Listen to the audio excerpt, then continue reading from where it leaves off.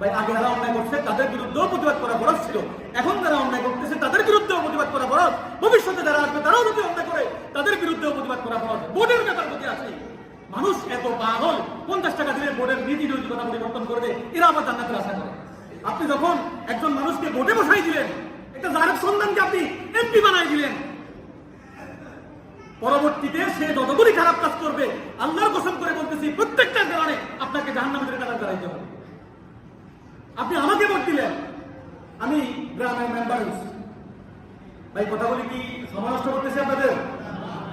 ধরুন আমি গ্রামের মেম্বার হচ্ছি, মেম্বার হওয়ার পরে কি আমার কাজ হলো নৈতিকভাবে ইসলামকে সামনে রেখে আপনাদের বিচারগুলি করা। কোনো কারণে কারো থেকে 10 টাকা খেয়ে আমি যদি অন্যায় করি, ভোট দিয়ে থেকে আমাকে মামুন ভাই কিনে রাখবে।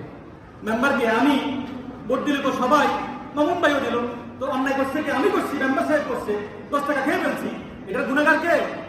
মামুন ভাই নিজে, হুজুর নিজে, আপনারা যারা আমাকে ভোট দিলেন সবাই গুণাগার হবে।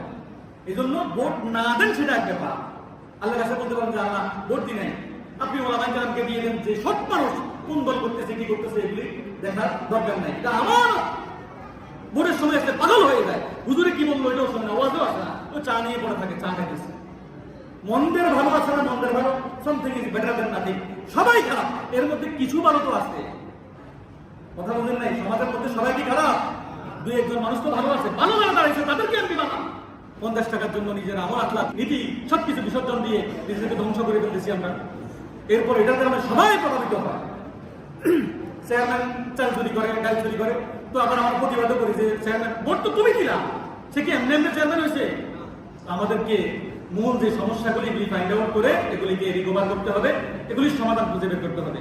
আল্লাহ রাব্বুল আলামিন আমাদেরকে ইসলামী জিন্দেগি কমপ্লিটলি নিজের মধ্যে বাস্তবায়ন করে সমাজে কিভাবে বাস্তবায়ন করা যায় সেগুলির জন্য মানসিকতা তৈরি করে এবং সেটার জন্য চেষ্টা চালিয়ে যাওয়ার জন্য আমাদেরকে তৌফিক দান করুন। সকলে আবারও বলেন আমিন।